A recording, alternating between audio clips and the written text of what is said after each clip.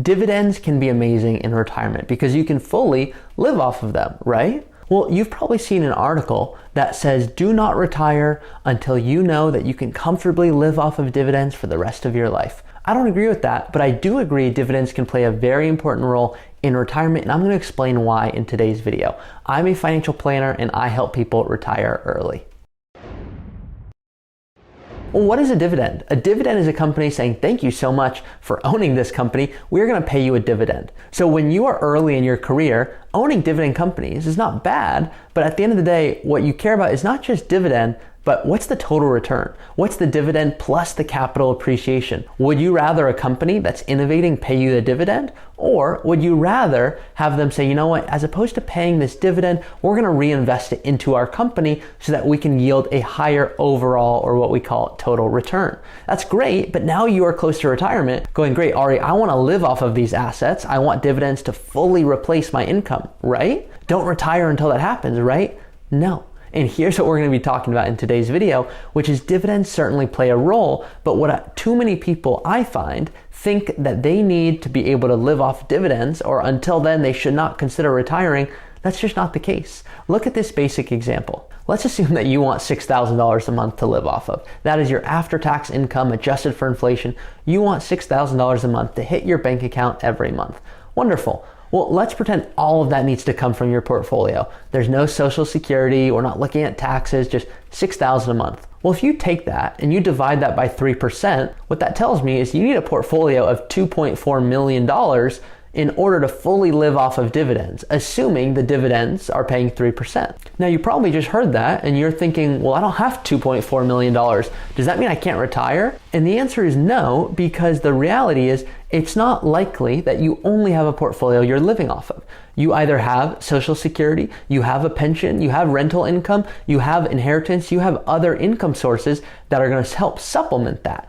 So let's take a basic example and say that you and your partner, there's Social Security, and that is worth, let's say, $4,000 a month. So that means you want $6,000 a month, you have $4,000 a month, $2,000 a month, that's what needs to come from something else from your portfolio most likely. So now we need to generate $2,000 a month. What is the most effective way to do that, and how do we use dividends to do that? That's probably why you clicked on this video in the first place, and I'm going to reframe the way you think about dividends just a little bit. I think that you're probably already thinking about it this way, but I hope this resonates in a way you had not considered, which is, let's assume that you went with AT&T stock. Now I could choose any stock, but for the basis of this conversation, and I do call it a conversation because that really is what YouTube feels like now, because you guys are commenting and sending me messages and helping people retire. So thank you for everything that you guys are doing. With AT&T stock, they have a dividend of 6.2%. So if you want $2,000 a month to supplement the additional $4,000 a month from Social Security, we take that amount and we divide that by 0.062, which is the dividend of 6.2%. And that tells us that you would need $387,000 invested in AT&T stock so that you get your $2,000 every single month. Here's the thing though. What if AT&T stock cuts their dividend, which is a big risk, but the second risk, which is the bigger risk in my opinion, is concentration risk. Because what if they keep paying that dividend, but the value of AT&T stock goes down? The reality is we don't know if AT&T stock is going to go down, or you know what, it's Procter & Gamble or General Electric. We don't know, but what I don't want to have happen is that you go, great, I'm going to stick with a company with a really high dividend, and now all of a sudden I need to live off of this income and I don't have it. That is a major risk that most people face. And how do we avoid that? Well, we avoid that by avoiding the following. General Electric in 2000 was trading at $465 a share. As of this recording, it's at about $85 a share. So you can imagine if that you put $500,000 or $1 million all into General Electric, well, all of a sudden, you would not be sitting so pretty. So a big risk here is that although a company may be paying a healthy dividend, number one, they could cut that at any time. But number two is the fact that you have so much concentration in one company, and that company is dictating your ability to feed your income in retirement when it could be completely unnecessary.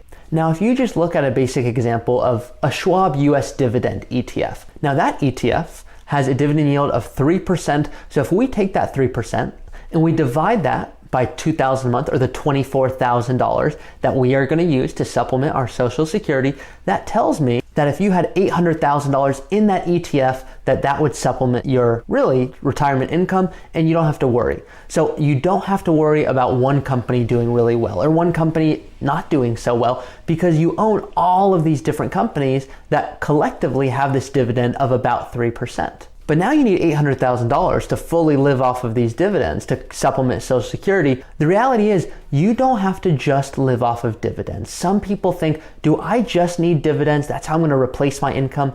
The reality is dividends plays a role, but it's not just dividends. There's something known as your withdrawal rate. Now that withdrawal rate means how much can you reasonably take from your portfolio and never run the risk of running out of money. Traditionally, people thought the 4% rule was how people were going to create this. And this was by Bill Bengen. And what he said is that if you have 50% of your overall portfolio in intermediate term US bonds, and another 50% in US large caps, that you could be rest assured that your money will last you for 30 plus years and you can take out 4% every single year. Well, that study's great, but there's a new study by John Guyton who said that if you don't just invest in those two asset classes, but you also add real estate passively, international companies, emerging markets, saying, hey, developing markets, small companies, small value, all these different types of companies, well, then the reality is it's not 4% that you can be rest assured to have for 30 years, but it's actually between 5 and 5.5% that, assuming you follow certain investment guidelines,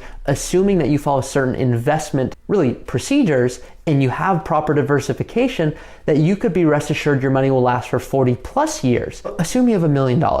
You could take out between $50,000 to $55,000 every single year and never run the risk of running out of money for 40 plus years versus this other study, which was not bad, but when it was done, it wasn't done with proper diversification and there weren't rules outlining how you withdraw the income. Is that from a brokerage account? Is that from an IRA account? Is it from a Roth IRA account? How do you take funds from it? What is the most effective way to do that? So the summary from this video is that yes, dividends plays a role, but you don't need to just live off of dividends. Meaning if you look at any article and it says you need to make sure you can fully live off dividends to retire, it's not the case. You do not have to. Dividends plays a role, but if you don't have 2.4 million, as I said in the first example, you may still be able to retire because you don't need that fully to come from your investments because you have other income sources. And you also know now that when it comes to creating that retirement portfolio, you have different options with the way that you invest, your overall tax strategy, the way you withdraw income, what account you pull from.